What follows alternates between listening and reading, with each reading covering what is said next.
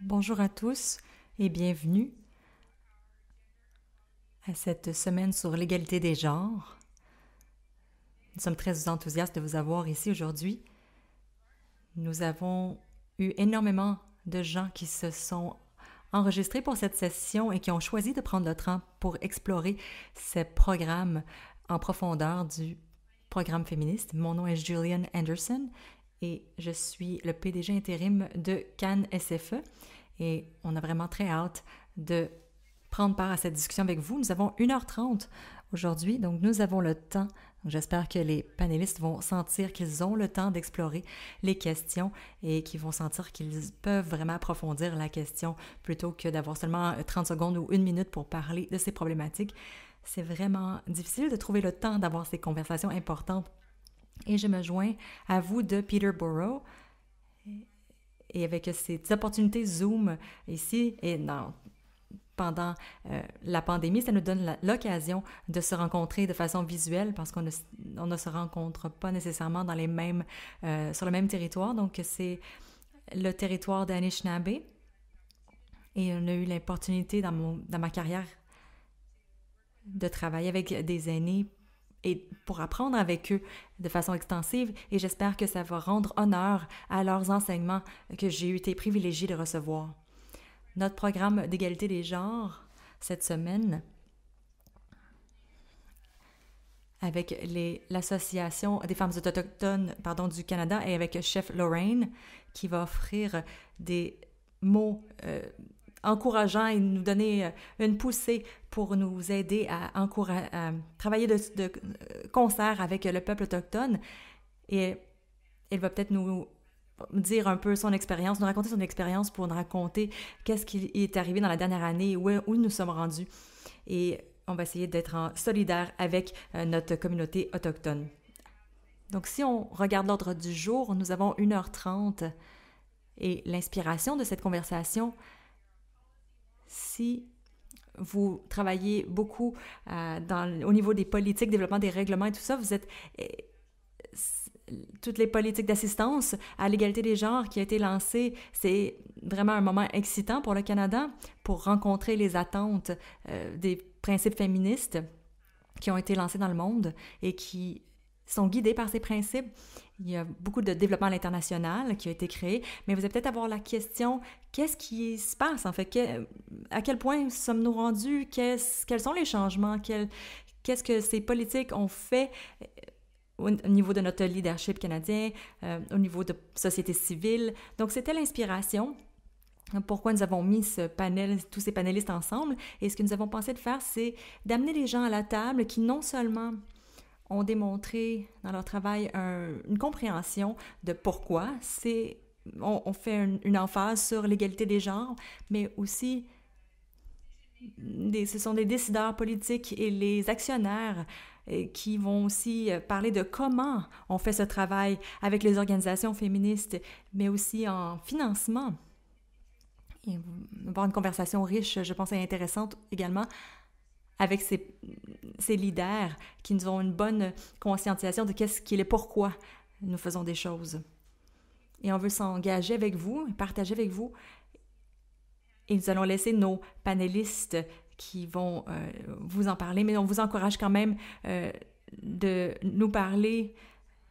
Si vous voulez répondre à quelque chose qui a été dit par nos panélistes, n'hésitez pas à enlever votre micro de silence. Nous avons peut-être un ordre, dans l'ordre lesquels vont répondre aux questions, si vous voulez, mais sentez-vous à l'aise. C'est une conversation, donc n'hésitez pas d'intervenir si vous sentez que vous avez envie de parler. Et je pense que c'est le point ici, c'est ce que les gens ont envie de voir et c'est ce qui est intéressant comme participation. Et pour nous, comme panélistes, ça nous apporte de l'information. Aujourd'hui, comme panéliste, nous avons l'honorable Karina Gould, qui est notre ministre du Développement international. C'est la plus jeune membre du cabinet des ministres et de cette façon, elle a un peu fait l'histoire et elle se bat beaucoup pour l'égalité des genres et l'égalité des femmes. Elle est une amie pour nous tous qui croient que le développement international est un élément clé pour ouvrir du potentiel pour le monde que l'on veut voir. Jocelyn Naki, elle est co-PDG de CanWatch. Elle surveille toutes les opérations de la plateforme pour supporter les innovations et les financements. Elle était reconnue comme les top 40 en dessous de 40 ans. Elle est aussi membre du conseil de Cannes SFE et nous sommes très heureux de l'avoir avec nous aujourd'hui. Kate Higgins est la PDG intérim pour Oxfam Canada. Elle a travaillé pour Civicus, le Global Alliance. Elle est activiste et elle est responsable d'activisme civil. Oxfam a toujours été des leaders dans les programmes féministes et le développement de programmes féministes et nous sommes très heureux de vous avoir avec nous aujourd'hui. Et nous avons Remy Abi-Farage qui est agent de programmes mondiaux de fonds égalité qui est une innovation au Canada qui soutient le financement et l'accord de subvention avec ses partenaires globaux. Il est très enraciné dans les mouvements féministes au niveau national. Nous sommes très heureux de vous avoir avec nous aujourd'hui, une représentation des certaines façons que le Canada essaie de faire des choses différemment avec Kate et Minister Gould également. Qu'est-ce qu'ils font dans nos programmes en existence au niveau des principes féministes. Avant de plonger, je veux reconnaître quand même qu'hier, il y a eu un discours de la couronne et c'est une opportunité pour le premier ministre au Canada pour vraiment faire un signal clair aux Canadiens et leurs collègues à travers tous les panels que ça va être important pour les gouvernements. Nous étions tellement enthousiastes d'entendre ces mots. Nous allons investir dans le développement international en soutenant les pays en voie de développement sur les reprises économiques et sur la résilience. Le Canada va aussi s'assurer que le travail autour du monde puisse avoir accès à des vaccins pour éliminer cette pandémie au Canada. On doit l'éliminer également partout dans le monde. Donc, juste félicitations générales pour cette semaine de l'égalité des genres. À cause de vous, ministère Gould, ces mots dans le discours de la couronne au niveau des développements de politique, c'est comme soulever une pièce de métal pour essayer de le mettre sous un piédestal. Ce sont des très grands mots que vous avez soulevés. C'est un peu un statut de super-héros qu'on vous accorde. Merci d'avoir poussé avec vos collègues cette direction dans le discours de la couronne et d'avoir cette lentille. Je sais que c'est le gouvernement canadien, c'est difficile de le mettre dans la fenêtre vers l'avant. Au niveau de la perspective de Cannes SFE, c'est important et nous sommes très enthousiastes de voir tout ça pour le Canada et pour notre travail. Et on est vraiment heureux de travailler avec vous. Encore une fois, merci à tous les panélistes de se joindre à nous aujourd'hui. Je pense que nous allons débuter avec des échanges. Comment vous allez définir ce que vous pensez quand vous parlez de programmes féministes? On peut faire 30 à 60 secondes. Je vais commencer avec le ministère Gould et ensuite avec Jocelyn et ensuite Remy et Kate. Et je vais vous donc garder en tête votre ordre. Et quand l'autre personne avant vous s'est mis sur silence, vous pouvez y aller. Donc oui, c'est effectivement, je suis sur le siège chaud si je commence. Je vais vous remercier Cannes SFE également pour avoir organisé cet événement. Et je suis très heureuse d'être sur ce panel avec vous, avec ces femmes incroyables qui font tout ce travail. Quand je parle de travail ou de programme féministe, je pars d'un point de vue intersectionnel, de voir quels sont les besoins pour les gens qui sont sur le terrain pour essayer de faire face aux changements et où sont les dynamiques de pouvoir sur l'équilibre des genres. C'est ce qui est très excitant, si vous voulez, du point de vue du Canada en ce moment. Quand j'ai des projets à approuver et je dois demander qui doit consulter, quels sont les besoins sur le terrain, comment nous allons répondre et comment ça va changer les dynamiques de pouvoir et d'essayer de travailler avec des alliés, surtout sur les populations marginalisées et leur fournir du soutien dont ils ont besoin pour faire les changements. et qui fait bénéficier à tout le monde. Ce qui j'étais le plus enthousiaste, quand nous avons fait la consultation avec le secrétariat, c'est de savoir que le Canada soulève le problème technique de main de maître et pour faire face aux inégalités. Je sais que ça va prendre du temps. Donc, on essaie de le faire de la façon plus inclusive possible pour atteindre l'équilibre pour tout le monde. Bonjour à tous. Merci, ministre Gould, pour votre leadership. Je suis très heureuse d'être ici aujourd'hui avec Rémi et Kate et Julia. Merci, KNSFE, pour votre leadership également, pour avoir organisé tout ça. Je pense que c'est pour clarifier les choses, d'avoir des impacts qui sont plus durables. Nous avons des exemples innombrables, que ce soit des territoires féministes et avoir plus d'impact durable. Tout ce que le ministre Gould a mentionné, je suis vraiment d'accord et moi, c'est vraiment d'avoir plus d'impact qui est durable, de faire ça de façon plus efficace dans la lentille du programme féministe. Merci à tous. Bonjour également. Je suis vraiment heureuse de faire partie de ce panel. Donc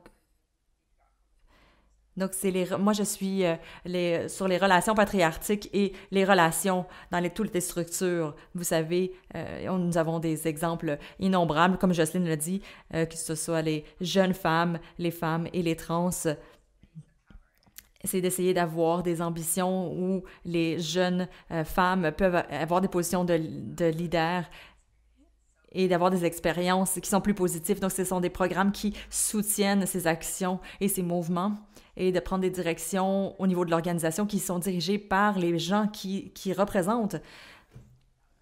Donc, que ce soit, dans le fond, un concept avec nous, c'est pour nous et avec nous, jamais sans nous. Merci encore, merci à tout le monde d'être là. Je suis heureuse d'être ici également et merci d'avoir organisé tout ça. Merci à la ministre Gould pour le discours de la couronne. Je vais prendre une approche différente sur ma réponse. Moi, je vais parler de qui, quand, comment pour les programmes féministes. Je pense que ces programmes doivent mettre les femmes à l'honneur. C'est prendre des approches qui pensent vraiment aux gens comme les partenaires d'action du changement. Ça, c'est le qui. Et le quoi, si vous voulez, les programmes féministes doivent être informés par des analystes féministes. Ils doivent faire face aux défis qui sont stigmatisants, sont difficiles, mais il faut construire vers ces problématiques qui sont difficiles, justement, et faire face. Les approches féministes dans les programmes doivent être sous les principes féministes, que ce soit jamais, c'est toujours avec nous, jamais sans nous, d'avoir ces approches intersectionnelles. C'est vraiment très important que ces principes soient dans le développement des partenariats, dans leur création, dans leur application et dans leur évaluation. Donc, je pense que les programmes féministes doivent développer des solutions qui ne sont pas temporaires et de dénouer ces normes patriarcales et ces structures économiques et sociales qui gardent les femmes à l'écart. Je pense que c'est transformatif comme approche. Excellent. Merci. Je pense que nous allons pouvoir construire notre conversation entière sur les commentaires que vous avez faits. Je vais aller dans les questions, mais je vais vous encourager encore une fois à sauter sur les questions et vraiment répondre plus en profondeur. On espère, on va mettre en position les bonnes lentilles, les bons cadres de travail. Et j'espère que c'est un bon fil conducteur, je crois, pour répondre à ces questions. La prochaine question, de votre perspective, est-ce qu'il y a un changement dans l'assistance au développement international selon les processus dont on a parlé déjà plus tôt, pour être plus efficace, par exemple, d'être plus responsif, donc de votre propre avant votre pote lentille, je peux commencer avec vous, la ministre Gould, ensuite Kate Jocelyn Remy. Une des choses que j'ai vraiment hâte d'entendre, c'est les autres pénalistes, en fait. Comment ils voient le changement et quelles autres choses nous devons continuer pour aller de l'avant. En tant que développement, ici, dans la dernière année, le Canada a été les premiers donateurs au programme d'équilibre des genres. Je pense que c'est énorme. En 3 ans, nous sommes arrivés en haut de la liste. C'est une grande transformation. Et de l'autre côté, nous avons appliqué des lentilles d'égalité des genres très pertinentes, donc beaucoup plus de façon rigoureuse dans notre processus d'évaluation, dans tous nos programmes. Et quand nous avons des programmes et des projets qui demandent notre appui ou notre accord, nous avons, s'ils n'ont pas la lentille d'égalité des genres, je demande comment on peut le faire sous cette lentille, quelle est la logistique qui peut bénéficier à tous, et c'est une chose importante à faire. Mais comment on peut changer les dynamiques de pouvoir et comment ça peut répondre aux besoins locaux? Quelles questions nous posons-nous? Et ce sont vraiment des questions importantes, je pense. L'autre chose que les panélistes ont déjà mentionné un petit peu, c'est l'impact. Nous sommes engagés au développement durable. 2020, c'est supposé être l'année pour livrer ces développements durables. Je sais qu'on a la pandémie, malheureusement, qui affecte ce que nous faisons, mais en même temps, nous ne pouvons pas y arriver si nous ne faisons pas face à l'égalité des genres. Nous n'allons pas remplir nos normes d'objectifs de développement durable si on n'y arrive pas. Et c'est ce qui change avec le travail sur lequel le Canada s'applique, et je pense que c'est ce qui est excitant au niveau international, parce que comme c'est infusé dans tous nos développements de politique et tout ce que nous faisons et tout ce que nous défendons, je pense qu'on a l'opportunité pour faire des avancées, des pas de géant, pour s'assurer que l'égalité des genres fait partie de tous nos partenariats multilatéraux et internationaux. Parce que le Canada s'assoit à différentes tables et ces systèmes multilatéraux et nous défendons l'approche féministe pour s'assurer que l'égalité des genres fait partie de ce que nous faisons à tout niveau. Et je pense que pour moi, c'est de pousser les institutions sur leur politique d'antiracisme également et leurs impacts sur le développement durable et le changement climatique. Donc c'est une approche holistique pour vraiment défendre cet argument fort. Et on essaie de l'appliquer à façon beaucoup plus large dans toutes nos discussions à l'international. Merci. Quand je pense au changement, si vous voulez, au niveau de leur approche et tous les spécialistes, je vais parler de 3 choses. Vision, priorité et pratique. On ne devrait pas sous-estimer à quel point c'est transformatif les systèmes internationaux, féministes. Et ce focus, ces politiques d'assistance internationale de façon politique font des changements énormes sur la vision et sur l'application. Et je pense que, comme le ministre Gould a mentionné, c'est critique pour notre approche de support international. Mais on le voit aussi transparaître dans d'autres formes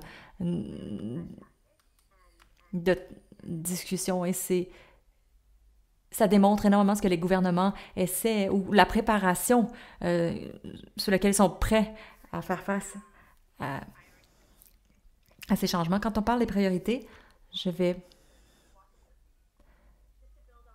juste pour construire sur ce que j'ai dit un peu plus tôt, de faire un nom de façon appropriée, c'est-à-dire d'appeler ça comme approche féministe, et pour faire face à la stigmatisation et de cette problématique controversée. Ça change les dynamiques de pouvoir dans notre économie. Et quand on parle du leadership canadien aux entreprises, qu'il y a des milliards de dollars d'investissements en santé internationale, des investissements, ce sont des leaderships féministes et et ça fait partie du cadre de tout ce que nous faisons.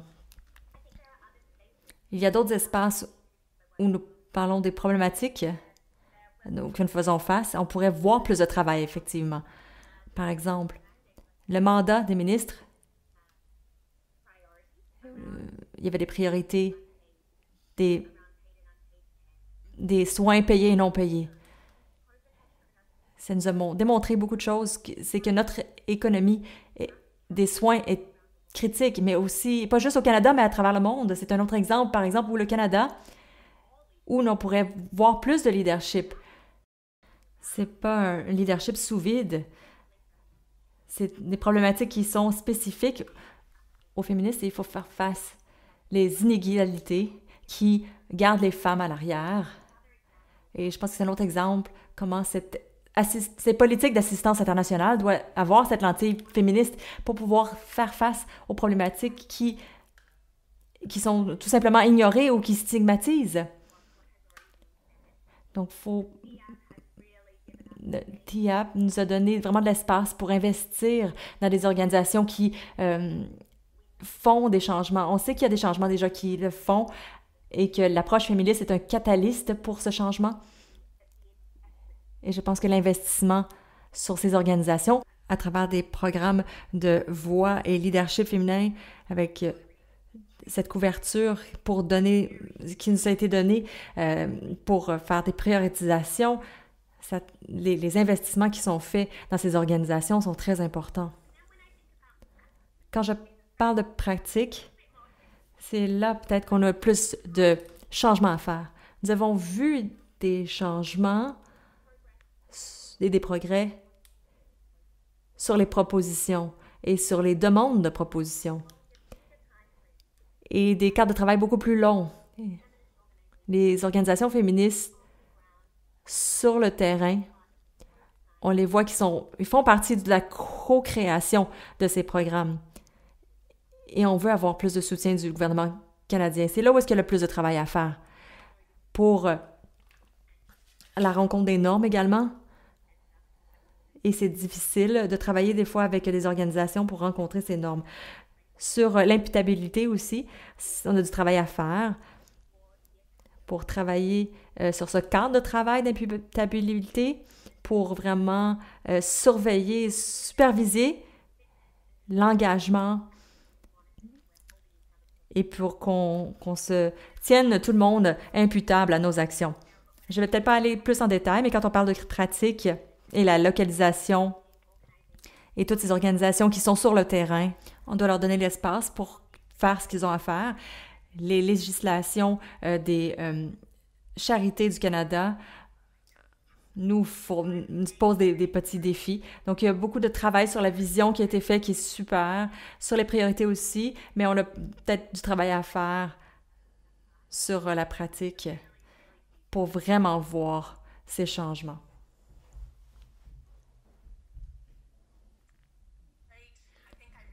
Je pense que je suis la suivante.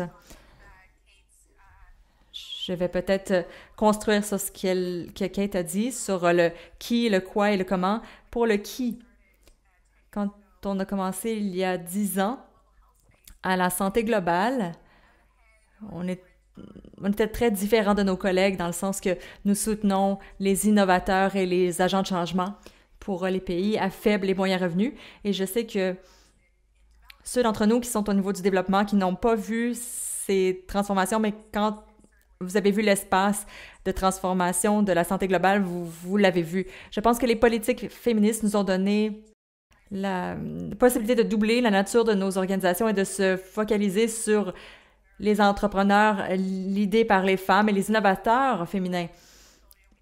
Dans nos portfolios, nous avons 46% de nos actions qui sont dirigées par les femmes et nous essayons de pousser ça vers il y a certains portfolios c'est 60% et d'autres c'est seulement 30%. Nous avons du travail à faire. Mais il y a eu un changement sur le qui, sur le comment.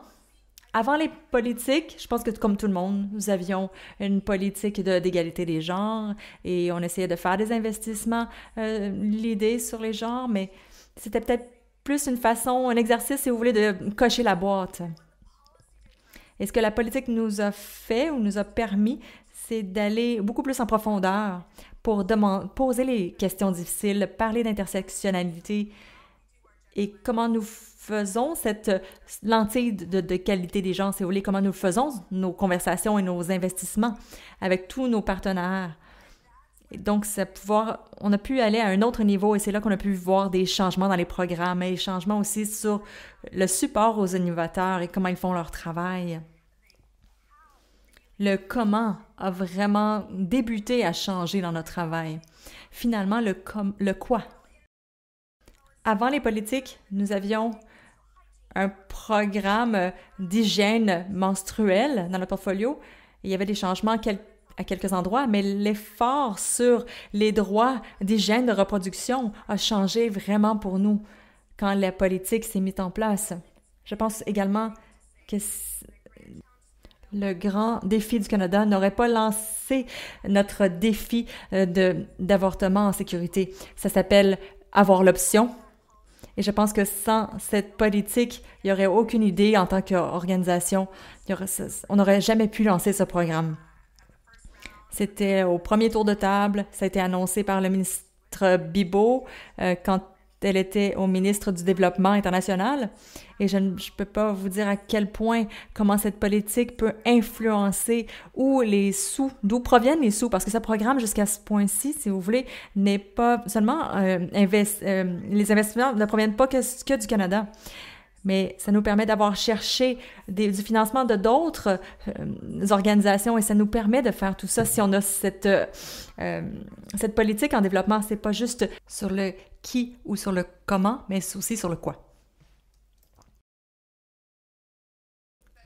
De notre côté, de trouver du financement de qualité, c'est fondamental, comme vous l'avez présenté un petit peu.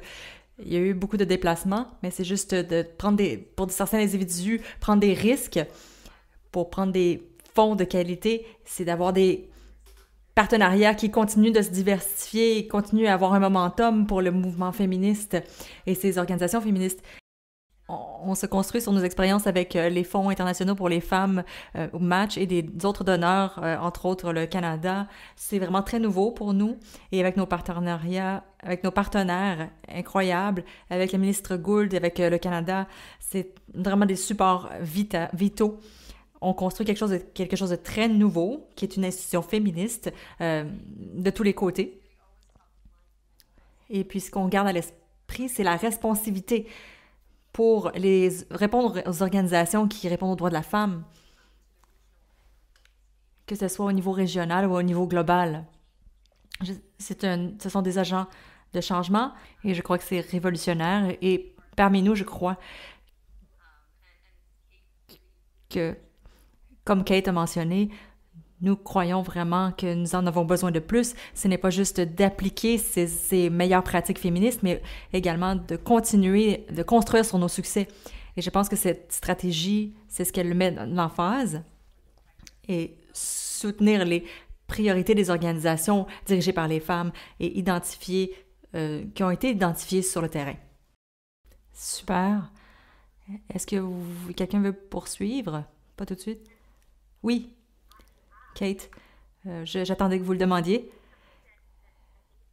Je pense que c'est important de mentionner, dès le départ dans les conversations, c'est le travail que plusieurs organisations ont mis de l'avant.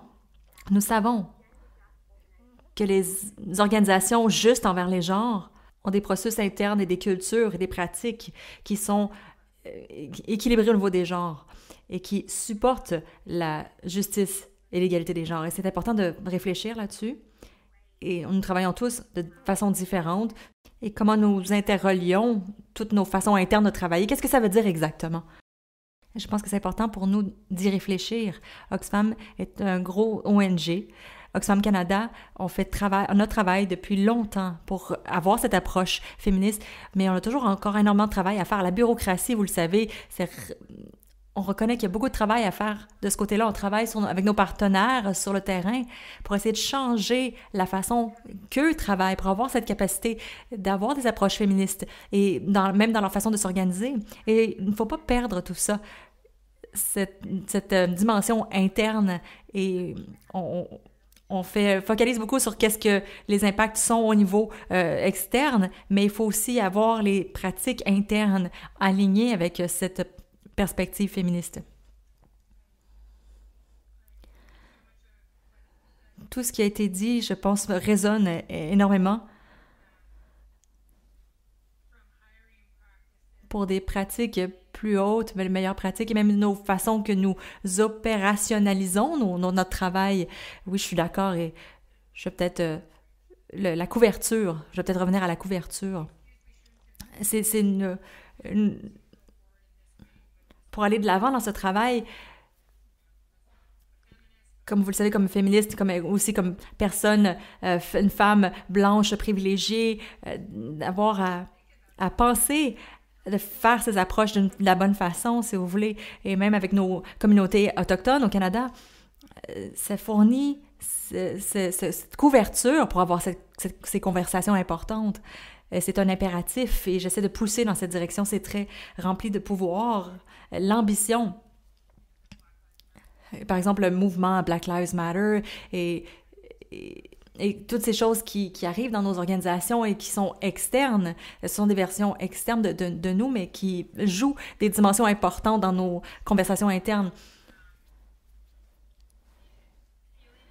Donc, le sentiment du mouvement féministe et de l'égalité des genres, on a toujours l'impression de faire un pas en avant, trois pas en arrière. Quand on travaille avec nos pays donateurs, on entend parler de politique régressive avec nos donateurs principaux. C'est vraiment difficile de ne pas regarder les prospects de travail de façon négative, mais il y a eu des pays où la Suède, le Canada, la France, le Luxembourg et récemment le Mexique qui ont adopté de façon formelle des politiques féministes et cette perspective féministe. Donc, comment ces politiques peuvent influencer les partenariats au niveau globaux ou internationaux? Je pense que, ministre Gould, vous avez commencé à parler de ça, cette adoption de l'approche féministe qui a une approche internationale. Donc, je vais peut-être relever ceci, peut-être essayer de diriger la conversation vers ce sujet. Donc, je vais inviter le ministre Gould, Jacqueline, Remy et Kate. Donc, le GE5 et ces pays, comment ces pays du GE5, si vous voulez, peuvent influencer la conversation féministe.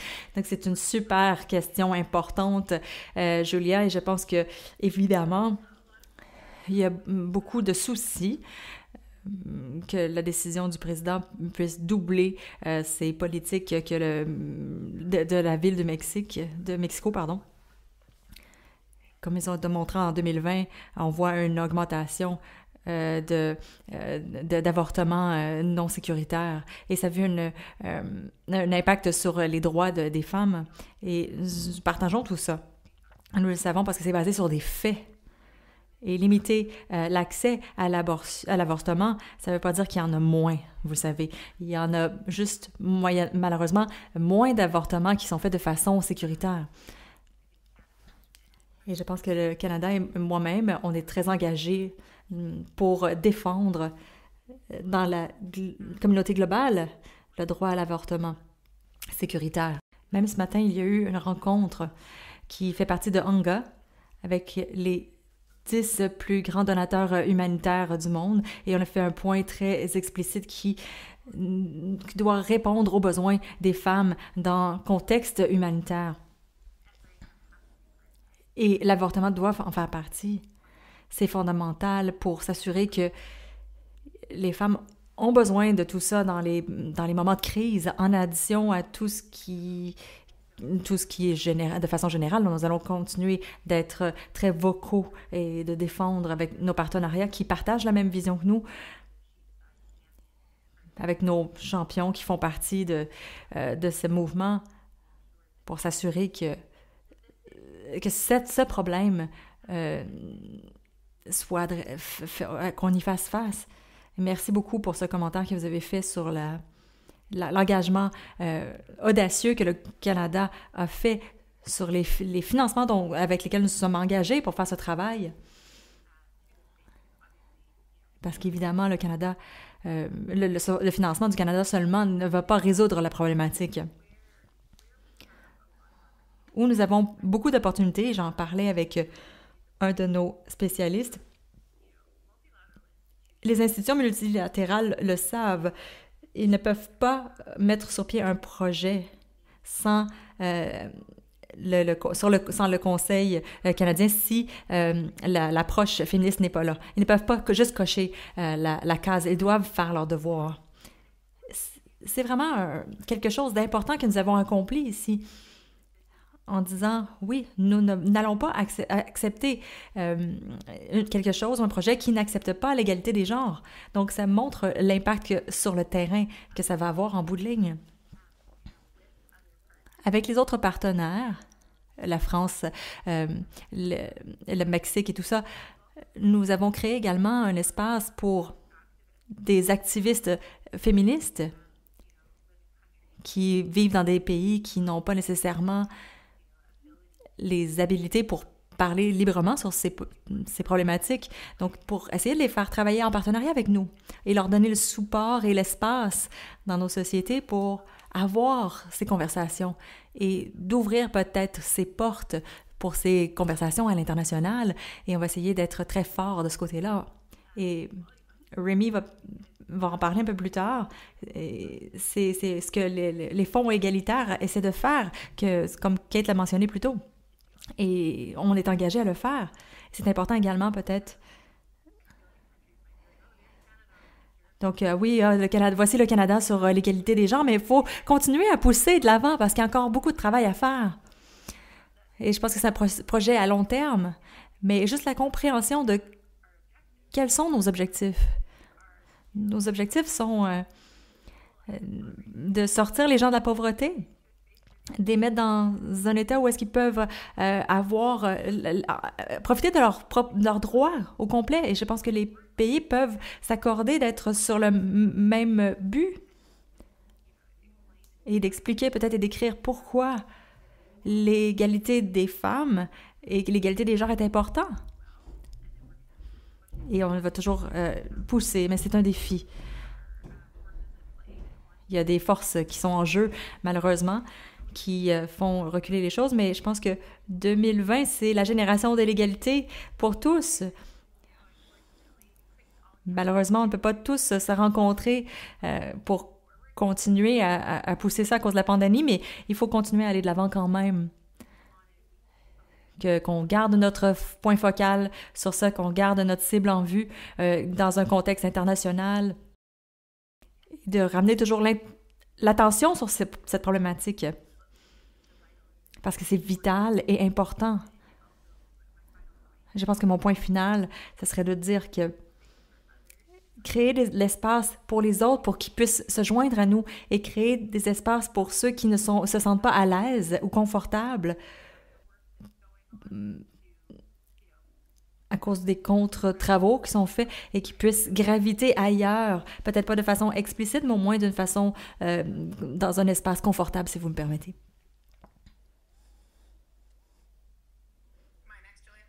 Donc, Julia, c'est à vous? Ah oui, d'accord. Si je construis sur ce que le ministre Gould a dit, sur le niveau des partenariats, oui, créer ces espaces. Comment nous pouvons créer ces espaces pour que les partenaires avec lesquels nous travaillons peuvent venir dans cette réalité et parler de tout ça avec nous. À chaque année, on parle des réseaux de grands défis dans l'écosystème de nos partenaires. À chaque année, il y a une grande rencontre des grands défis. Cette année, c'était supposé être en Inde. On va le faire malheureusement de façon virtuelle en octobre. Cette année, c'est fait en conjonction avec la santé des femmes, ou élever la santé des femmes. C'est fascinant de voir l'évolution des partenariats et des partenaires et de voir que ces conversations sur l'égalité des genres et qu'ils le mettent à l'avant, qu'on voit plein de scientifiques qui se mettent ensemble, des décideurs politiques, les responsables de financement, et je crois qu'il y a des changements dans les conversations énormes qui prennent place. Des fois, j'aime dire les suspects inhabituels viennent également, et c'est très transformateur. Nous avons des partenaires qui sont sur la ligne et qui se focalisent sur les droits des femmes et nous devons le pousser, mais nous devons également avoir ces conversations avec ceux qui ne sont peut-être moins confortables dans cet espace ou ne viennent pas de ce monde, et c'est important et c'est transformateur. Un deuxième exemple que je veux donner, c'est qu'on a un partenariat avec un grand défi de partenariat humanitaire dont le ministre en a parlé. C'est financé par le gouvernement américain, le gouvernement de la Grande-Bretagne et le Canada également, les Pays-Bas également. Et ils sont tous intéressés dans l'égalité des genres, mais ils en parlent de façon différente, ça c'est sûr. Tous les partenaires et les responsables de financement reconnaissent l'importance de pousser l'égalité des genres vers l'avant et sont très ouverts à ça. Mais il y a une façon de travailler avec les partenaires, je pense, d'après mon expérience, où les terminologies, les termes utilisés n'est pas confortable et c'est pas nécessairement par là qu'ils vont passer, mais quand vous essayez de parler vraiment des différences dans les dynamiques de pouvoir, dans les décisions. Donc oui, c'est juste des développements de politique. Et c'est ce que nous avons trouvé qui fonctionnait le plus en travaillant avec ces partenaires. Il y a des partenaires qu'on peut aller plus vite et d'autres, c'est juste une étape à la fois. Donc ce sont deux exemples dans notre écosystème ou de partenariat, si vous voulez, où nous voyons des tractions, où on a plus de travail à faire. Et je vais peut-être m'arrêter ici.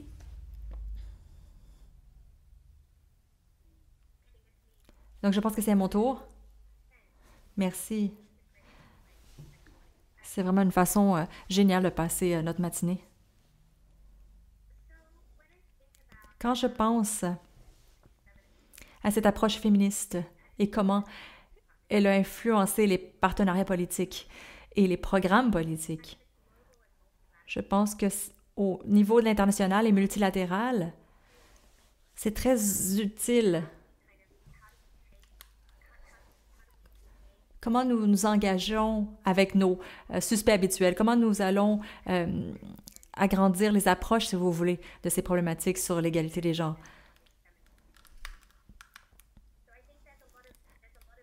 Je pense qu'il y a beaucoup de valeurs,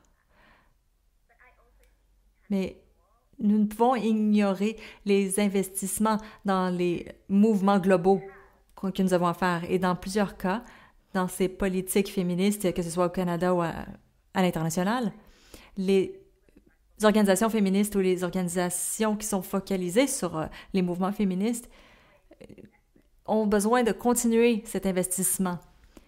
Et c'est critique, absolument critique.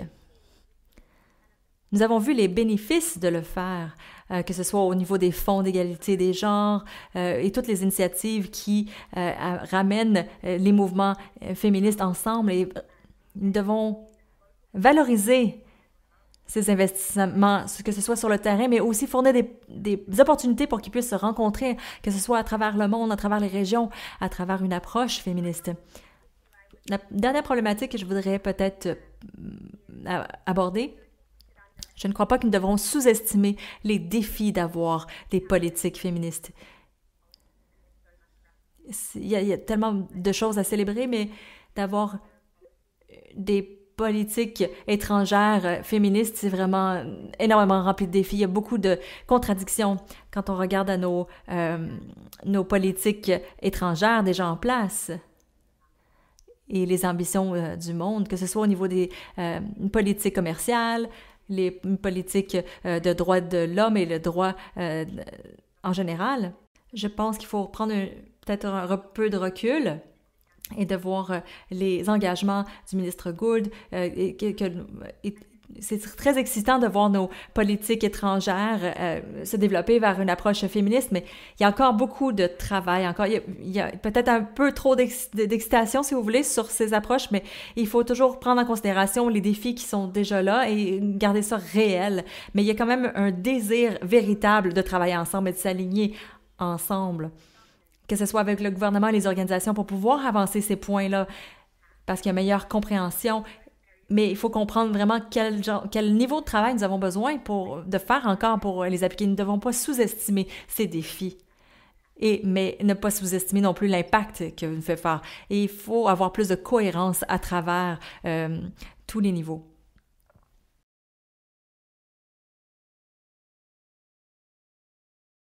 pense que nous sommes tous d'accord, les partenariats et les politiques, au point de vue global, ça implique d'avoir confiance et de s'adapter et de s'écouter pour avoir des financements flexibles dans toutes nos organisations. Les politiques sont toujours bonnes s'ils sont appliquées d'une façon adéquate sur le terrain. Donc, les politiques sont intéressants pour avoir de l'engagement des niveaux politiques, mais pour que ça coule sur le terrain en action concrète. Donc, nos partenaires, par exemple, avec lesquels nous travaillons, nous savons qu'ils travaillent déjà dans des contextes très complexes, surtout en ce moment avec la pandémie. Quand on écoute nos partenaires, ils travaillent à 100% de leur capacité et c'est très difficile. C'est même presque impossible de trouver des équipes de travail, de se mettre en ligne avec les familles et les communautés. Donc, pour soutenir la sécurité holistique même de leur façon de travail, même juste même la pandémie à travers l'été, on a été capable d'être plus flexible pour pouvoir être plus agile. Mais pour nous, on a beaucoup de soucis sur les organisations de droits de la femme. Malheureusement, ils tombent un petit peu dans les mailles, hors des mailles du système.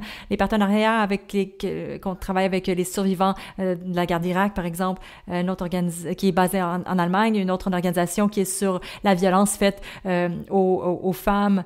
Le travail vital est risqué. Ils doivent pivoter leur stratégie pour être plus efficace et assister les pays pour assurer de la sécurité et diminuer les risques. Donc, avec tout le monde, on s'engage avec d'autres organisations pour travailler que ces cas dans ces organisations, surtout avec les défenseurs des droits de la femme, quand nous allons aller de l'avant avec notre processus de subvention et le point de continuer ce que le ministre Gould a mentionné et que Jocelyne également a mentionné. Je veux le pousser encore plus parce que c'est vraiment un défi énorme de rencontrer peut-être le travail quotidien des gens qui travaillent sur le terrain et d'essayer de défaire les fossés, si vous voulez, pour pouvoir faire un terrain qui est efficace. Un travail sur le terrain qui est efficace. Les prochaines questions sont reliées plus au niveau du programme.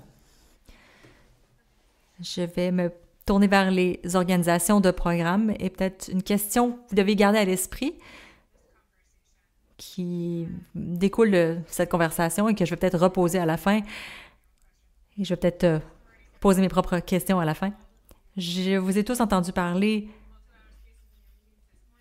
que ce soit dans les rencontres de ce matin ou le ministre Gould, vous trois, vous avez mentionné, ou les quatre d'entre vous, vous avez mentionné que convaincre les gens, changer le langage pour convaincre les gens et comment nous influençons ou persuadons les autres pour embarquer avec nous, que ce soit au niveau des organisations avec lesquelles nous travaillons, que ce soit d'autres institutions. Et je ne sais pas si vous avez un exemple d'une façon où ou d'un moment où vous avez adapté votre langage pour rester en ligne avec vos principes, mais pour pouvoir embarquer les autres dans cette direction. Et je pense que c'est le plus grand défi pour moi, c'est on a utilisé des mots, on a parlé de intersectionnaliser, ce sont des mots avec lesquels on s'est battu pour les comprendre et vraiment les analyser et les utiliser, mais ils ne sont pas accessibles. Et le langage d'égalité des genres n'est pas accessible à tous. Et comme le ministre Gould l'a parlé aujourd'hui, l'hôtesse de l'air qui dit le même message à tout le monde au Canada arrive, les sorties sont par là, l'égalité des genres est par là, et répéter toujours le même message, mais des fois je veux juste entendre vos histoires, si vous avez des histoires personnelles ou des exemples, des anecdotes à nous raconter sur comment vous avez adapté votre langage pour l'embarquer dans la discussion.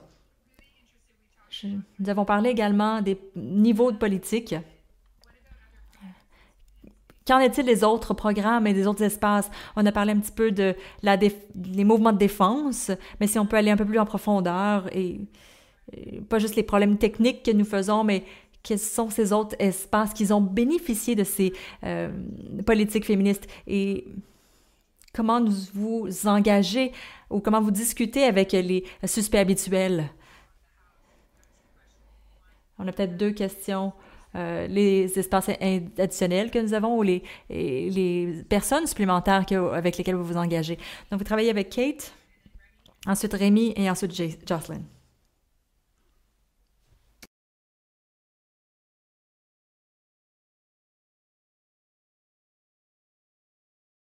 j'aime bien parler de notre programme, donc si je suis honnête, je suis un peu une spécialiste des politiques. Je vais parler de deux choses. Une, l'importance de la défense dans nos programmes. Et la deuxième, engager les hommes et les garçons. À Oxfam, nous sommes une organisation qui est sur le pouvoir d'influence. Et nous faisons ce travail parce que nous ne voulons pas des solutions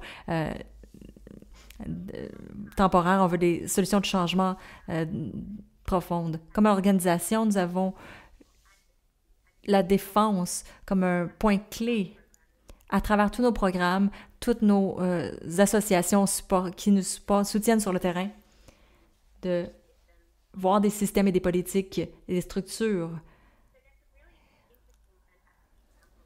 Et ce sont des exemples fantastiques. Nous avons un programme, par exemple, qui s'appelle « Créer des espaces », qui est pour terminer la violence faite aux femmes. Et la clé à ça, c'est de soutenir les organisations de défense. L'année dernière, Coalition 18 et plus, c'est une coalition pour enrayer les mariages forcés des enfants. C'est une bataille gagnée en Indonésie. Ils ont changé la loi de mariage de 16 ans à 19 ans. Donc, c'est à travers nos programmes, vous voyez, où nous soutenons des façons probantes les organisations qui font de la défense. Et ça fait un impact incroyable sur les vies des femmes aux Philippines à la fin de ce mois. Il y a un réseau de défenseurs ici qui est un partenaire d'Oxfam qui vont lancer une loi pour décriminaliser l'avortement sur la journée internationale. Donc, de pouvoir financer des organisations de façon durable à travers des programmes, des supports du Canada démontre comment la défense est super importante pour la livraison des services. Et le pouvoir de ces investissements dans la défense pour les suspects habituels, les hommes et les garçons, on a fait un travail intéressant dans l'Est de l'Asie. Par exemple, pour enrayer les mariages forcés des enfants. C'est pour éduquer sur les normes sociales. Nous avons travaillé avec des communautés, avec des jeunes garçons, et pour avoir ces conversations, pour essayer de bouger le dialogue sur les changements des normes sociales. Je pense que quelqu'un a mentionné un petit peu plus tôt que ce travail est... Des fois, c'est un pas en avant, trois pas en arrière. Et en se préparant pour avoir ces conversations, j'avais des conversations détaillées, ces rapports et ces révisions et ces programmes, et c'était très honnête sur les défis et comment s'engager pour ces changements sociaux dans des contextes patriarcaux et des contextes religieux patriarcaux. Et c'est intéressant que dans ces contextes, le pouvoir de travailler avec des dirigeants religieux peut changer les conversations. Je pense que le ministre Gould a mentionné plus tôt, vous devez travailler pour le long terme et non le court terme. Et de voir le gouvernement canadien s'investir dans ce travail où on ne voit pas un impact tout de suite, mais de façon mesurable par des chiffres, mais où est-ce qu'on peut vraiment faire confiance que en plusieurs générations, en plusieurs années, il va y avoir des changements au niveau des communautés qui vont bénéficier les femmes et les filles. C'est très, très, très important. Donc, ces politiques féministes nous donnent l'espace pour faire ces investissements où vous voyez vraiment des changements durables, des changements générationnels à long terme.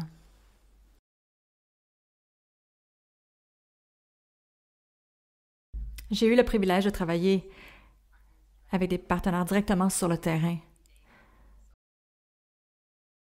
Je pense que ça peut être une conversation qui s'étend sur plusieurs jours. les contributions à l'égalité des genres avec cette approche n'est pas non plus spécifique au déficit du financement, mais c'est quelque chose qui est continuellement exprimé par nos bailleurs de fonds et nos partenaires sur les fonds d'égalité. Je vais peut-être souligner quelques partenaires qui contribuent et qui travaillent avec ces politiques féministes à tous les niveaux. Nous avons un partenaire au Népal qui est parmi 30 de nos partenaires qui reconnaît la responsabilité de travailler avec une diversité de genres dans leur communauté. Il y a des problématiques, par exemple, reliées au genre, reliées aux handicaps, et c'est vraiment difficile, même pour les femmes autochtones, d'avoir accès à des fonds et des financements, mais aussi de vivre avec un handicap, par exemple, et pour s'assurer d'un support et travailler dans leurs organisations au Népal. Nous avons un partenaire en Afghanistan, par exemple, qui applique des idées innovatives. Ils ont des restaurants qui sont dirigés par des femmes qui sont au plein milieu de Kaboul, qui emploient des femmes de refuge. Et ça donne des opportunités pour continuer d'être des survivantes de l'égalité, mais ça s'engager de façon pour soutenir leur maison et leur ménage. Et cette approche a vraiment des stratégies qui rencontrent du succès. Et on a des partenaires également qui travaillent avec les suspects habituels qui passent à travers les mailles du système et mettent l'attention sur ces expériences de ces communautés diverses et sur les multitudes des défis auxquels ils font face. Nos partenaires également essaient de travailler avec les femmes et les jeunes femmes, et ils se dirigent surtout sur les réfugiés et les immigrants. Ce sont des populations dont on n'entend pas parler, et de trouver des façons pour amplifier leur voix au terme de leur défense, pour créer ces espaces, comme ça a été mentionné plus tôt, que ce soit au niveau local, régional ou international, pour que ce soit à travers de formations ou d'ateliers, maintenant même dans nos espaces virtuels à cause de la pandémie. Et au terme de s'engager avec les hommes et les garçons, on voit souvent des organisations féministes qui s'occupent seulement à travailler avec les femmes, surtout les jeunes femmes et les jeunes filles. De notre expérience, surtout au début, mais une fois qu'ils sont un peu plus établis, on les voit diriger leur attention pour s'engager avec les hommes, surtout les jeunes hommes et les jeunes garçons. Et c'est le cas particulier pour faire des changements sociaux. Comme ça a déjà été illustré plus tôt, on a un partenaire toujours au Népal qui travaille spécifiquement avec les adolescentes, avec leur programme. Et après avoir travaillé et entendre les voix des jeunes femmes et sur le travail qu'on fait, il y avait beaucoup de demandes de la part de ces jeunes filles que ces jeunes hommes ont besoin d'avoir cette information également, de partager cette information. Ils ont créé un deuxième programme qui s'appelle « Sa chance » en parlant du garçon, et qui s'engage directement avec les jeunes hommes pour faire du changement social sur l'égalité des genres. Donc, ça livre qui sont une formation qui est des ateliers qui éduquent ces garçons sur la santé, sur l'hygiène, sur les menstruations et même sur la sécurité. Que ce soit l'intimidation, le harcèlement, le mariage forcé, le trafic humain. Les ateliers essaient d'utiliser des approches transformatives sur les genres. Et on va essayer de voir comment on utilise ce langage pour vocaliser tout ça. Mais ça montre ou ça démontre que ces discussions en profondeur sur les différences de pouvoir et exposer ces garçons à comment les jeunes femmes, c'est quoi leur histoire, à tout ce qu'ils font face, pour qu'ils comprennent pourquoi et comment ils peuvent devenir des alliés et pour avoir un impact social et ce changement qui a un impact significatif. Super. Donc, je pense que je peux répondre ces deux questions de façon adéquate avec des exemples. Donc, ce sont des exemples qui viennent d'Affaires Globales Canada, Affaires Mondiales Canada, pardon, et qui vont plus loin que juste la livraison de services. Il y a une innovation au Kenya qui éduque les jeunes filles et les familles et les femmes en général sur les mutilations génitales. Ce sont des premières étapes. C'est un projet qu'on surveille de près parce qu'il est à ses débuts. L'innovation utilise les panneaux sonores qui sont livrés par la Vie des enfants internationale pour défendre. On a 90% des parents qui font partie de cette initiative ont signé des déclarations contre les mutilations génitales et ont fait des changements. Et c'est une combinaison de nouvelles approches avec de la défense, où la défense peut être une combinaison vraiment utile et c'est vraiment puissant dans notre portfolio et on le surveille cette initiative pour voir si les résultats vraiment soutiennent cette approche. Au terme d'engager les garçons et les hommes, il y a plein d'exemples qui nous disent à quel point c'est super critique d'utiliser cette façon de faire. Il y a un passage dans ce livre que j'ai lu qui s'appelle « Fragilité blanche » qui demandait aux hommes de donner le droit de vote aux femmes dans les États-Unis. Et ils en parlaient dans ce livre. Et vous devez vous engager ceux qui sont au pouvoir pour faire ce changement. Un autre exemple, c'est Mom Connect, c'est la connexion des mères. C'est une organisation en Afrique du Sud. C'est pour mobiliser la santé. C'est une innovation pour soutenir les nouvelles mamans, pour leur donner de l'information en tant que nouvelle maman.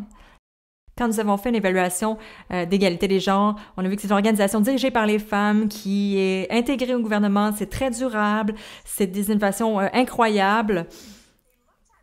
Ils ont regardé leur programme. Wow, Mom Connect.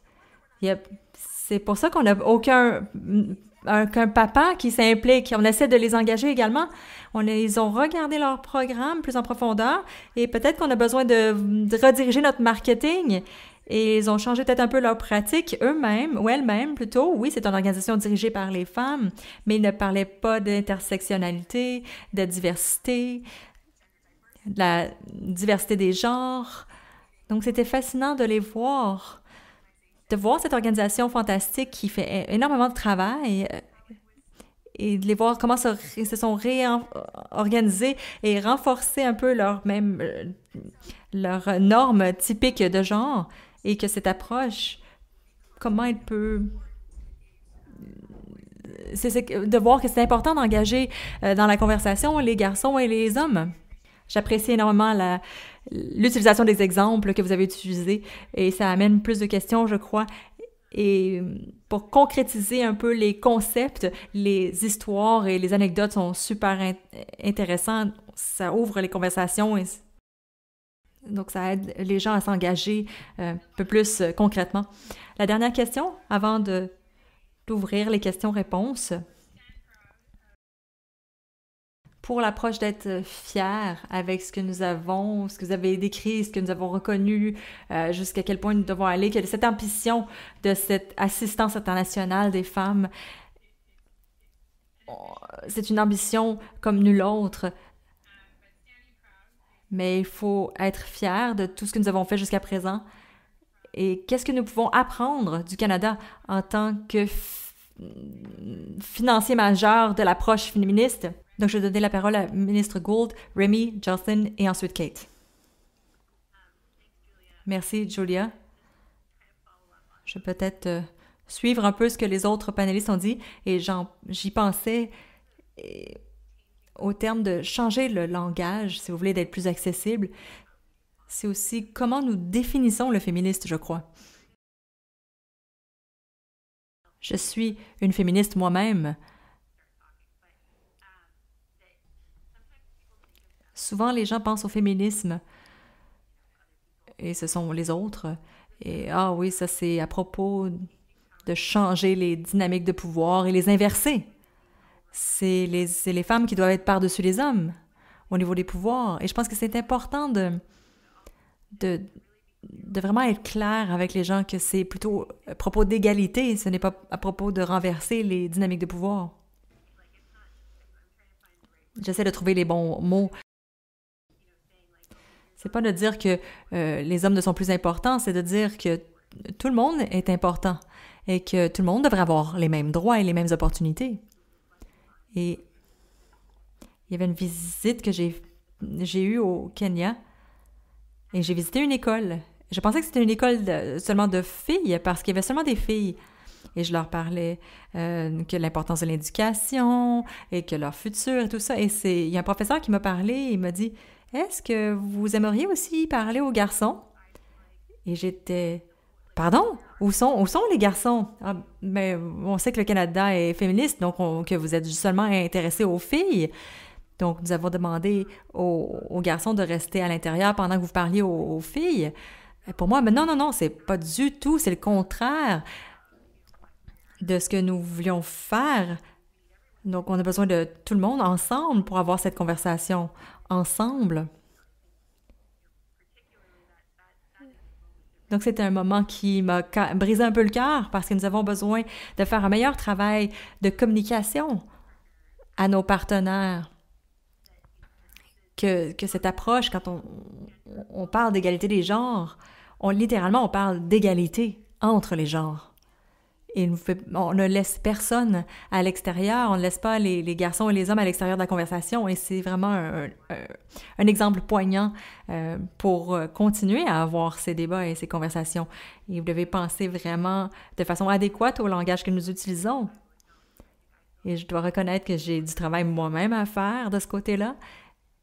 Mais c'est un processus que nous devons continuer à mettre en application. Et juste pour arriver à une réponse de qu'est-ce que nous pouvons apprendre du Canada, il y a un bénéfice que tous peuvent rencontrer quand on poursuit l'égalité.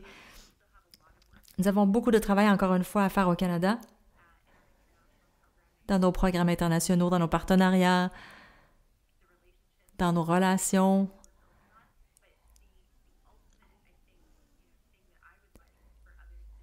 Mais ce que j'aimerais que les autres comprennent de ce message, c'est que tout le monde va bénéficier de l'égalité. On se focalise sur les droits de la femme pour essayer de leur donner de l'accès à des versions holistiques de leurs droits. Mais tout le monde dans une société va mieux se porter si tout le monde est égaux. Si je veux être un petit peu plus pragmatique, c'est un intérêt de tous de poursuivre les droits de la femme, mais les droits d'égalité, des droits LGBT, des droits des groupes marginalisés, parce que nous allons tous en bénéficier quand tout le monde peut avoir les mêmes droits. Julia?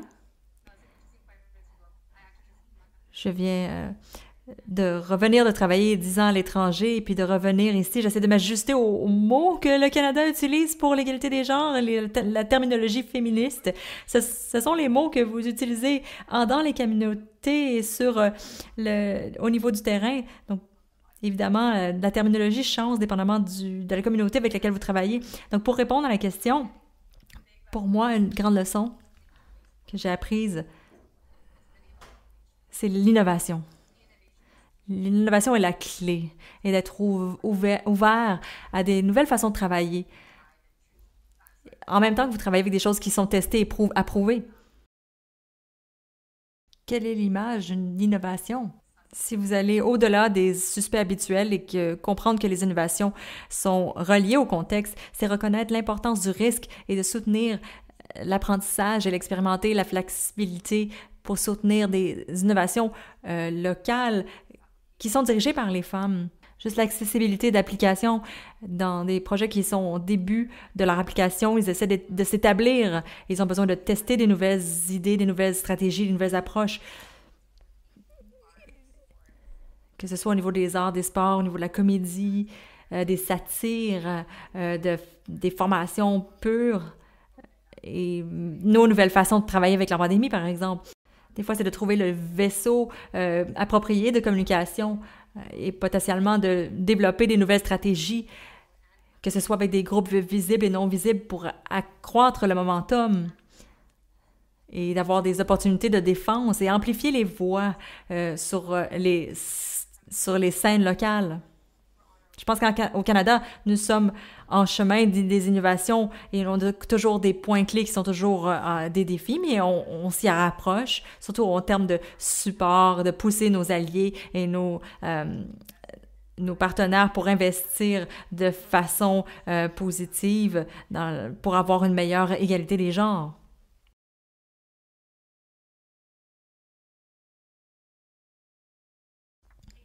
Kate?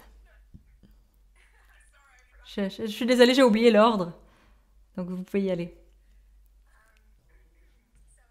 Pour répondre à votre question que vous aviez auparavant, oui, certainement, je vais très honnête, j'utilise du langage différent dépendamment de l'audience avec laquelle je parle. Quand je parle avec un investisseur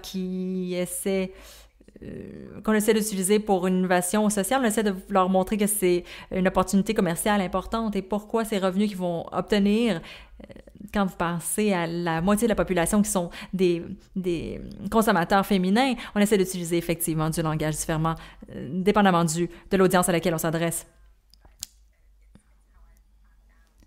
C'est de cette façon que j'ai trouvé qu'on a plus d'impact. Pour répondre à la question de qu'est-ce que le Canada peut apprendre, qu'est-ce que le Canada peut apprendre du Canada? Dans le sens, le développement durable et ses objectifs ne sont pas juste pour l'international, c'est aussi pour la maison au Canada.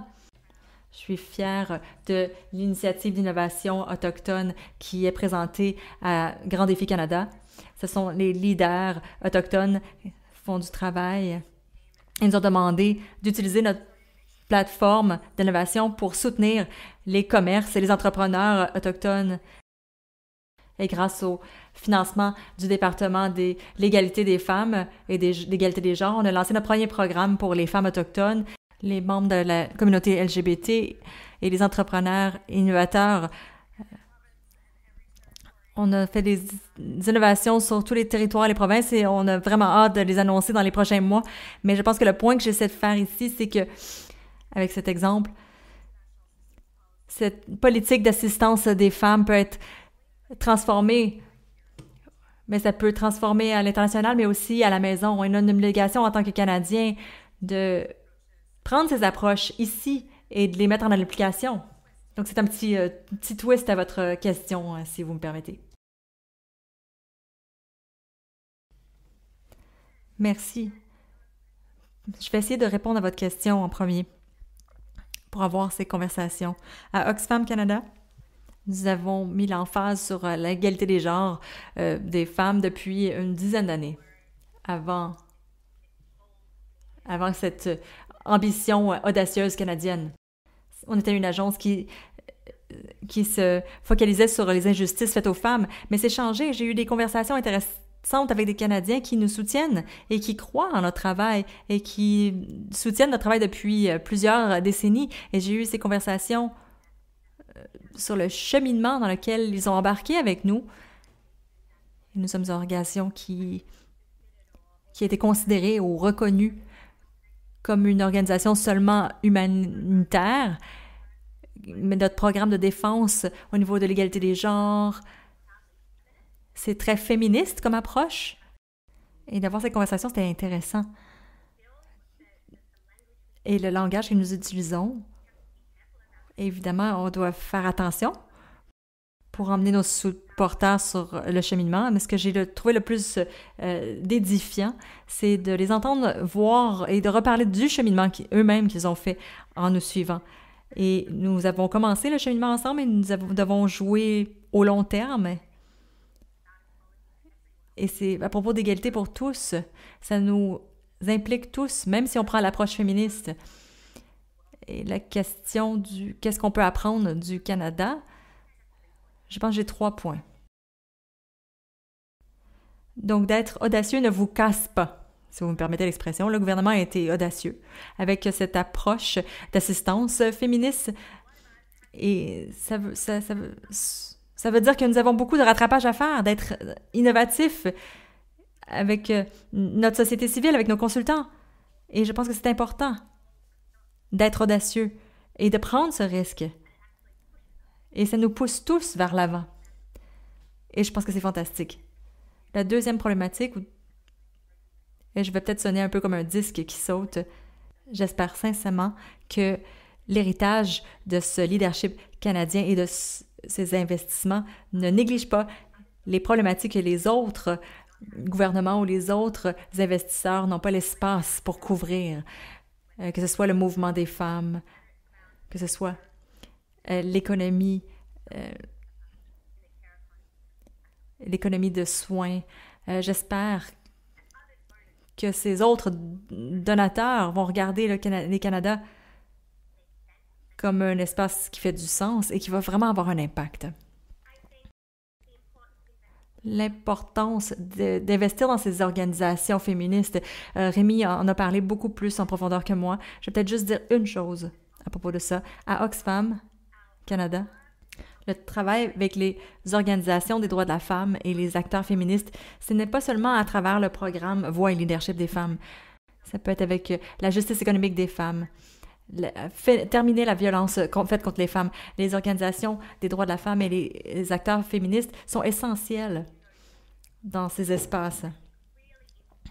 Et je pense que d'intégrer l'importance de ces organisations dans tous nos programmes d'assistance internationale sont importants. Et je pense que mon dernier point, et j'hésite de terminer sur une note plus négative, si je devais parler aux autres fondateurs autour du monde, qu'est-ce que devrait apprendre de cette approche féministe du Canada? C'est de ne pas sous-estimer le travail à faire ou le travail qui reste à faire pour relier les ambitions et les pratiques féministes.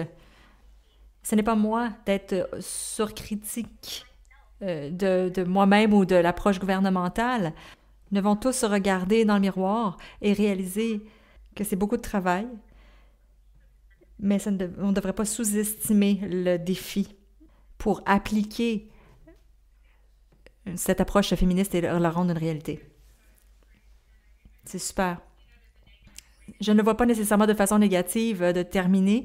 Je pense que le cheminement de l'honnêteté, c'est un bon chemin à prendre et de reconnaître les défis et le temps que nous devons prendre pour faire le travail, encore une fois, pour travailler sur le long terme.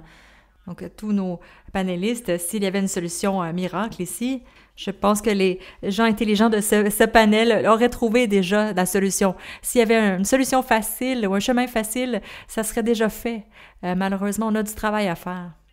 Nous avons encore quelques minutes pour quelques questions, peut-être du plancher, s'il y a des questions qui sont ressorties. Nous avons déjà répondu à quelques-unes qui ont été dans les questions-réponses dans la boîte de messagerie. Pour les questions auxquelles on n'a pas eu de réponse, je m'engage à faire un suivi avec les panélistes ici pour vous obtenir quelques réponses aux questions spécifiques, aux personnes spécifiques. Je vais faire un suivi et l'envoyer avec l'enregistrement de ce webinaire pour continuer la conversation. Je vais vous encourager également de poser des questions. Il y a des questions constructives et positives ici, donc n'hésitez pas même de vous engager avec Twitter sur CanSFE ou CanWatch pour continuer la conversation. C'est critique comme processus. Je vais vous demander à chacun des panélistes cette question. C'est une reliée à la pandémie qui fait partie de notre communauté en ce moment, mais je pense que c'est une bonne façon de terminer. Je vais peut-être vous demander également de faire vos remarques finales. Donc, je vais commencer par le ministre. Comment nos communautés peuvent voir une plus grande propriété des principes fondamentaux féministes à travers d'autres communautés politiques étrangères et promouvoir et pousser un ordre du jour de localisation en même temps. Kate en a mentionné la diplomatie et comment on peut mettre tout ça ensemble sur l'ordre du jour local. Donc peut-être 45-50 secondes avec vos remarques finales en même temps. C'est une très bonne question. En partie, le secteur a besoin de continuer de s'étendre ou d'étendre son engagement à d'autres espaces sur le travail des affaires étrangères. C'est peut-être une autre conversation. Je pense que ça revient à la question de Julia. Comment vous allez changer votre langage dépendamment à qui vous vous adressez? Et je pense que l'autre partie, et c'est quelque chose avec lequel j'ai vraiment de la difficulté, le Canada veut être dirigeant le plus possible et peut-être dire c'est ce que vous devez faire, sinon ça ne compte pas. Mais en même temps, vous devez emmener les gens dans le cheminement avec vous. Une des choses que je trouve le plus intéressant, c'est les gens qui comprennent le développement le mieux. Ce sont les gens de la défense. Et une partie de cette réponse, c'est qu'ils sont sur le terrain, ils voient vraiment les politiques déjà et les problématiques déjà. Si vous parlez à quelqu'un, un membre des forces armées qui ont été en Afghanistan, qui ont été en Moyen-Orient, qui ont été sur des missions de gardiens de la paix, ils ont vu que c'est très fondamental, que ce sont nos premiers alliés parce qu'ils reconnaissent. Il y a le continuum du développement de la paix et de la sécurité, ça en fait partie. Si vous n'avez pas de la sécurité, vous n'allez pas avoir de la paix et vous n'allez pas avoir de développement. Et ça va dans l'autre sens également. Donc, si vous n'avez pas de développement, vous n'allez pas avoir de sécurité et vous n'allez pas avoir de la paix. Donc, je pense que d'être capable d'étendre cette conversation est importante. Ce n'est pas de les voir comme des adversaires, mais de reconnaître que nous avons beaucoup de choses en commun. On a des objectifs similaires et de reconnaître que nous devons travailler ensemble, c'est important. Je encouragerais ceux qui sont sur cet appel et qui sont passionnés par ce développement de faire ces conversations. Mon dernier point pour terminer, pour emmener les gens avec nous dans le cheminement, je pense que c'est important de partager les mêmes objectifs et la même finalité. Je pense qu'on veut utiliser le langage. Je pense qu'on veut dire à tout le monde que je suis une féministe et on veut le dire à tout le monde.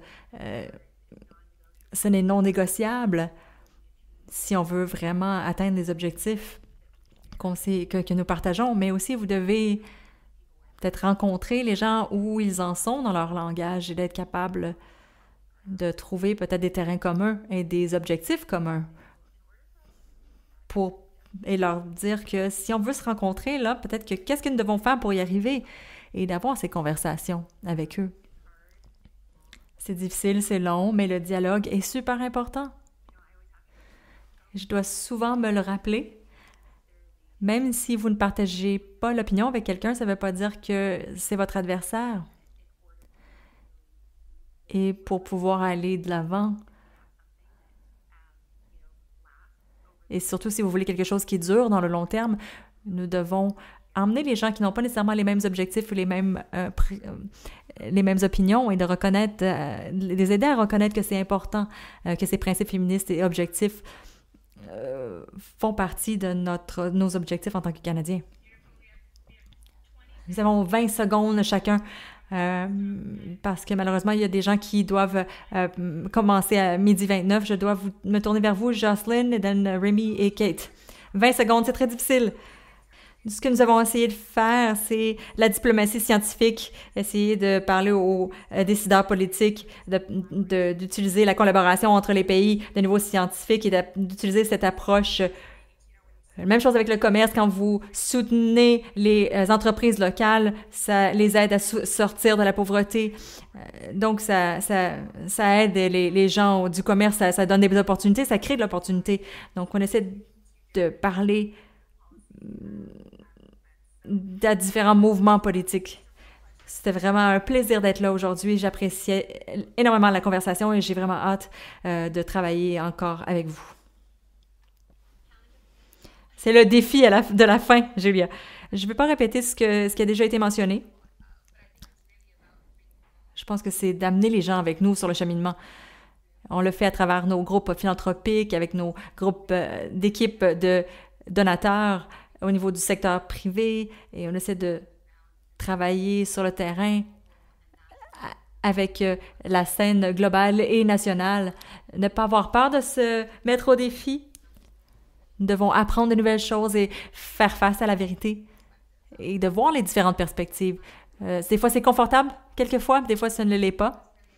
Et c'est très important pour avoir de l'impact significatif et de combler les écarts et de rencontrer les mêmes objectifs. À la fin, on a tous le même objectif, c'est de trouver des façons de le faire. Super rapidement. Trouver de façon concrète de s'engager.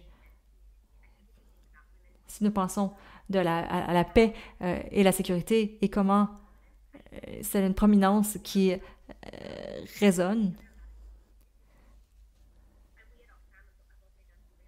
À Oxfam, nous avons fait du travail intéressant avec les experts de commerce, avec les accords commerciaux, pour intégrer à l'ordre du jour des accords de développement des droits de la femme. Évidemment, on veut toujours accroître une partie de la tarte de l'assistance au développement pour faire un impact. Donc, les différentes communautés, les différents actionnaires vont toujours pousser pour avoir plus d'assistance.